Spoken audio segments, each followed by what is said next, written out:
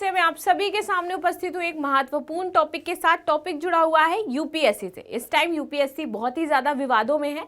इसी बीच यहाँ के पूर्व डायरेक्टर हैं डॉक्टर संजय जी, उन्होंने कुछ यहाँ पर आपके बदलावों की मांग की है और उन बदलावों में एक जो मांग रखी है वो रखी है एथिक्स का पेपर जो है उसको हटा दिया जाए। रीजन ये है एथिक्स के पेपर के हटाने का कि वाकई जितने भी आईएएस ऑफिसर अब बन रहे हैं वो सभी अपने आप को क्या समझ रहे हैं, एक्टर और पॉलिटिशियन समझ रहे हैं और इसको लेकर के वो सोशल मीडिया पर बहुत ही ज्यादा अपने आप को ग्लैमराइज कर रहे हैं।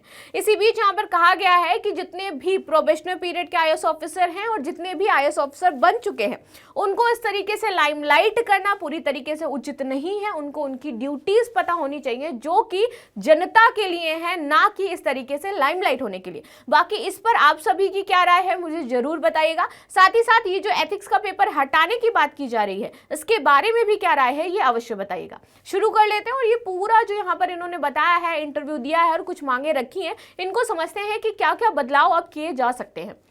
मेरा नाम है प्राची मिश्र और संस्कृति आईएएस के इस प्लेटफॉर्म पर आप सभी का स्वागत है। देख लेते हैं भाई यहाँ पर क्या मांगे रखी गई है। Expert talk remove ethics paper from UPSC exam, farmer LBSNAA director. ठीक है, इनका नाम क्या है, डॉक्टर संजीव चोपड़ा जी, इन्होंने यह बोला है।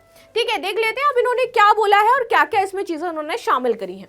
लाल बहादुर शास्त्री राष्ट्रीय प्रशासन अकादमी लबासना के पूर्व निदेशक डॉक्टर संजीव चोपड़ा का हाल ही में एक बयान सामने आया। ठीक है, उन्होंने कहा कि आईएएस अधिकारी को कोई फिल्म स्टार या राजनेता नहीं होता है और ये उसे समझना पड़ेगा, चाहे वो प्रोबेशनरी पीरियड पे हो चाहे वो ट्रेनिंग पीरियड पे हो, कि वो कोई ना तो फिल्म स्टार हैं और ना ही कोई राजनेता है।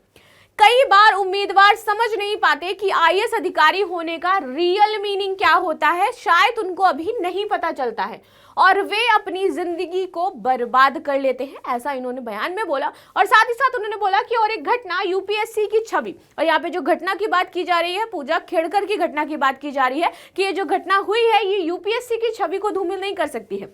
उन्होंने एथिक्स पेपर को हटाने और उसकी जगह सुधार लाने की आवश्यकता को बताया है कि एथिक्स का पेपर हटाया जाए। जैसे यदि कोई आईएएस पढ़ रहा है तो वहां पर पेपर 4 की जगह कुछ स्पेशल चीज ऐड करी जाए। यदि कोई आईआरएस बनना चाहता है तो उसके लिए पेपर 4 में इंटरनेशनल रिलेशन ऐड किए जाए। यदि कोई आईएफएस बनना चाहता है तो उसके लिए वहां पर अगर आईआरएस बन रहा है तो रेवेन्यू सर्विसेज से रिलेटेड वहां पर चीजें ऐड करी जाए। कोई आईएफएस बन रहा है तो इंटरनेशनल रिलेशन जो है उसे एक्सपर्ट तरीके से पेपर 4 की जगह पढ़ाया जाए। तो ऐसे उन्होंने बदलाव बोले हैं कि ऐसे बदलाव होने चाहिए। बाकी आप क्या सोच रहे हैं कि जो पेपर 4 है एथिक्स हटा दिया जाएगा, अगर कोई आईएएस बनना चाहता है तो उसको पूरी सामाजिक जानकारी दी जाएगी, वहां पर पेपर 4 की जगह वो एक्सपर्टीज सिखाई जाएंगी।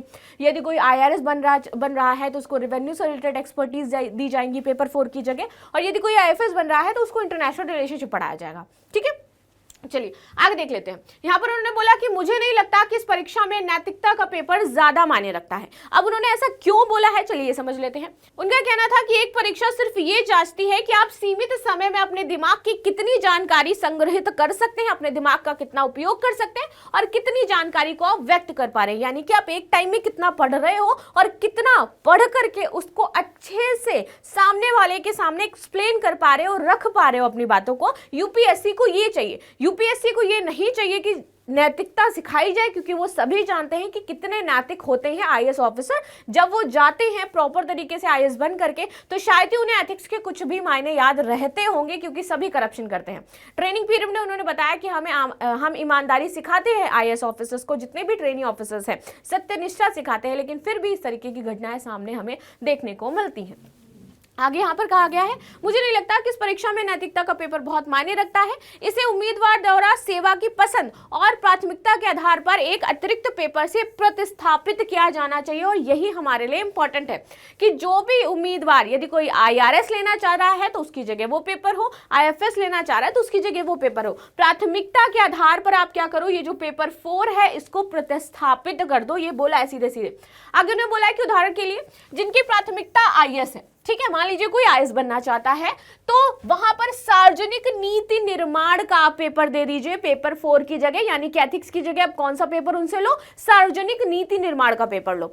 यदि कोई यहां पर आईएफएस बनना चाहता है ठीक है, तो उसको आप अंतरराष्ट्रीय मामलों के लिए आईआरएस के लिए अकाउंटेंसी आप बताइए, और जो आईआरएस है उनको अकाउंटेंसी पढ़ाइए, और जो आईएफएस है उनको अंतरराष्ट्रीय मामलों की समझ समझाइए। ठीक है, और इसकी तरह से एक अलग आपकी परीक्षा यहाँ पर दी जा सकती है और अलग परीक्षा के जरिए उसको वहां पर उत्तीर्ण करवाइए। पेपर एथिक्स की यहाँ पर कोई जरूरत है नहीं। आगे देखते हैं, परीक्षा की वैधता को 2 साल कर दो, कि परीक्षा की जो वैधता है वो 2 साल हो जाए आपकी। साथ ही सामान्य उम्मीदवार के लिए प्रयासों की संख्या घटा दी जाए, और घटा करके 2 की जा सकती है, कि आप घटा करके क्या कर दो, यदि कोई सामान्य उम्मीदवार है तो 2 कर दो उसके लिए। आगे बोला है, और आरक्षित उम्मीदवारों के लिए भी इसमें तदनुसार कमी की जा सकती है, और जितने भी आरक्षण आपने दे रखे हैं लोगों को, और आरक्षित हैं, हैंडीकैप्ड भी जिसमें आ जाते हैं, उनके लिए भी आप क्या करो, इस सीमा को कम कर दीजिए थोड़ा सा। तो ये यहाँ पर उन्होंने बोला है कि एक तो एज को थोड़ा सा, एक तो जो आप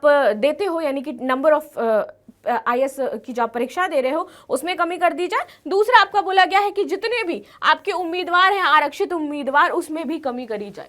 यहाँ पर जनरल के साथ तो बहुत ही ज्यादा गलत हो जाएगा ना अगर ये बातें मान ली गई तो, कि आपका जो सामान्य उम्मीदवार है उसकी संख्या को घटा दिया जाए। ठीक है, चलिए आगे देख लेते हैं। सिविल सेवकों के बीच सोशल मीडिया की क्रेज पर उन्होंने बोला कि यह बहुत अपरिपक्व और असभ्य है। अकादमी में हम जो दूसरी चीजें सिखाते हैं वो यह है कि एक आईएएस अधिकारी क्या नहीं होता है, ये वहां पर सिखाया जाता है। लेकिन आजकल के जो आईएएस ऑफिसर्स बन रहे हैं वो ये देख रहे हैं कि हमें क्या होना है, वो ये नहीं देख रहे हैं कि हमारी एकेडमी में हमें क्या नहीं होना सिखाया जा रहा है। और जिसमें एक सोशल मीडिया है जो प्रोहिबिटेड है, लेकिन फिर भी वो सोशल मीडिया को इस तरीके से ग्लैमराइज कर रहे हैं, अपनी ट्रेनिंग को ग्लैमराइज कर रहे हैं, अपने आप को ग्लैमराइज कर रहे हैं। ठीक है, एक आईएएस अधिकारी कोई फिल्म स्टार या राजनेता नहीं होता है। कई बार उम्मीदवार ये नहीं समझ पाते कि आईएएस ऑफिसर का आखिर मतलब क्या है, और वो अपनी जिंदगी बर्बाद कर लेते हैं, क्योंकि ना ही वो अपनी ड्यूटी सही से कर पाते हैं और ना ही जो उन्हें होना है वो हो पाते हैं। जैसे कि आपने देखा होगा अभिषेक सिंह आईएएस ऑफिसर, अभिषेक जिन्होंने अपने बोला था कि हमें वापस से मेरी पोस्ट दे दो और यूपी गवर्नमेंट ने मना कर दिया, तो फाइनली उनकी लाइफ क्या है। अब मैं ये तो नहीं कह सकती कि पूरी तरीके से बर्बाद है, लेकिन वो जिस कार्य के लिए उन्होंने ये अपना आईएएस छोड़ा था वो था कि उन्हें एक्टर बनना था। अगर आपको एक्टर पहले से ही बनना था तो इस तरीके से आपको एग्जाम नहीं देना था, लेकिन ये उनकी चॉइस है, हम नहीं होते उनकी लाइफ को डिसाइड करने वाले। लेकिन अगेन यहाँ पर जो बात कही गई है उन्हीं ऑफिसर को लेकर के कही गई है कि कई बार इसी चाह में वो अपनी पूरी लाइफ बर्बाद कर लेते हैं। उनके पास है, उनकी पोस्ट भी चली गई, उनके पास वो जो करियर बनाने गए थे वो भी नहीं है, और प्रेजेंट में यदि देखा जाए तो उनके पास कुछ भी नहीं है, जो कि उन्होंने बहुत कुछ हासिल कर रखा था। ठीक है, चलिए आगे देखते हैं। हमें पेशेवर योग्यता पर ध्यान देने की जरूरत है कि हमारा जो पेशा है उसके लिए हमें क्या चाहिए, हमारी योग्यता जो है वो किस लिए है। हम आईएएस ऑफिसर है तो हमारा पेशा ही है ना, और इस आईएएस ऑफिसर के लिए हमारी नीड क्या है, जनता को हम क्या देना चाहते हैं, क्या दे सकते हैं, क्या हमें इस पोस्ट पर पहुंचने के लिए चाहिए, हमें वो देखना जरूरी है। ना कि हमें ये देखना है कि हमें बाकी जो सोशल मीडिया अकाउंट्स हैं उन पे अपने आप को ग्लैमराइज करना है, जो सिर्फ किसी के काम की गुणवत्ता ही देखी जा सकती है। सिविल सेवकों का सोशल मीडिया पर होने का चलन ये बहुत ही ज्यादा गलत है। प्रशिक्षण प्रक्रिया के संबंध में मैं कह सकता हूं कि कोई व्यक्ति केवल वही चुन सकता है जो वो चाहता है, और यह जीवन के किसी भी चीज के लिए सच है। आपको जो चाहिए आप वो चूज करिए। यदि आपको आईएएस नहीं चाहिए था, आपको एक मॉडल बनना था, तो आप मॉडल बन सकते हैं। यदि आपको फिल्मों में जाना था तो आप फिल्म में जा सकते हैं। किसी ने आपसे नहीं बोला था कि आप आईएएस ऑफिसर बनिए आकर, लेकिन अगर आपने आईएएस ऑफिसर चूज किया है, आईएएस बनना चूज किया है, तो उसकी ड्यूटीज को बहुत अच्छे से परफॉर्म करिए। ठीक है, और ये आप सभी इस चीज से वाकिफ होंगे कि जितने भी IAS officer, new trainee IAS officer जो भी बन रहे हैं उनको बहुत ज्यादा ग्लैमराइज कर दिया जाता है।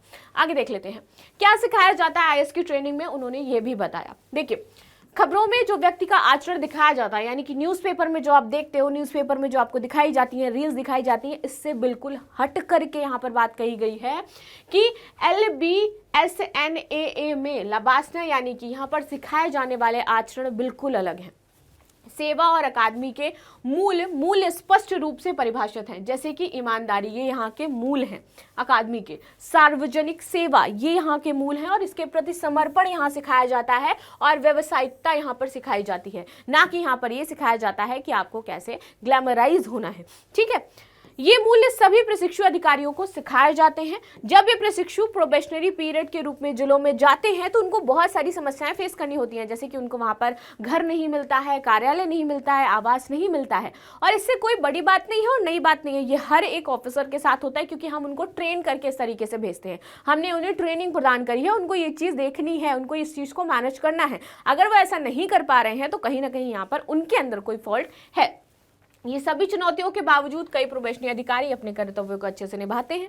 अब पूजा खेड़कर की बात ली जाए तो वो प्रोबेशनरी ही थी, ठीक है, लेकिन उनने जो पोस्ट पाई या जिस तरह से पाई वो एक अलग मामला था, ठीक है। आगे बात कर लेते हैं।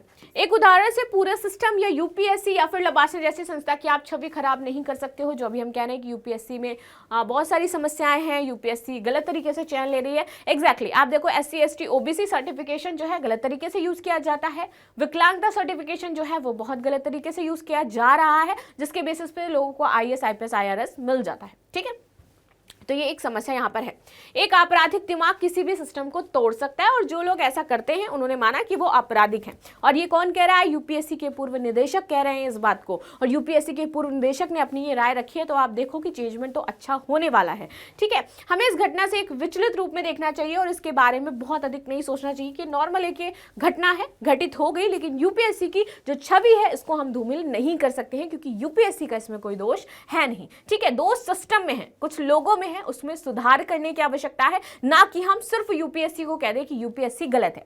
यहाँ पर पूजा खेड़कर को लेकर के उन्होंने बोला था कि पूजा खेड़कर ऐसा वो इसलिए कर पाई क्योंकि उनके जो पिताजी थे वो एक तो अधिकारी थे अच्छे लेवल पे, दूसरा उनके पिताजी की जान पहचान सिस्टम में थी, और सिस्टम में कुछ लोग हर जगह कहीं ना कहीं आप देखो किस तरीके से धोखेबाज होते हैं और वो इस तरह के कार्य करते हैं। तो यहाँ पे सिर्फ यूपीएससी को कहना गलत साबित होगा। तो इसी तरीके से यहाँ पर ये जो कुछ बदलावों की मांग की गई है, इस पर आपकी क्या राय है मुझे ज़रूर बताइएगा। और जो एथिक्स के पेपर हटाने की बात की गई है, ये किस प्रकार से सही रहता है या नहीं रहता है, ये अवश्य मैं जानना चाहूँगी। तब तक के लिए धन्यवाद। आई होप आपको ये लेक्चर समझ में आया होगा, अच्छा लगा होगा। समझ में आया, अच्छा लगा तो लाइक शेयर एंड सब्सक्राइब जरूर करें। मिलती हूँ नेक्स्ट क्लास में, तब तक के लिए धन्यवाद। Thank you so much.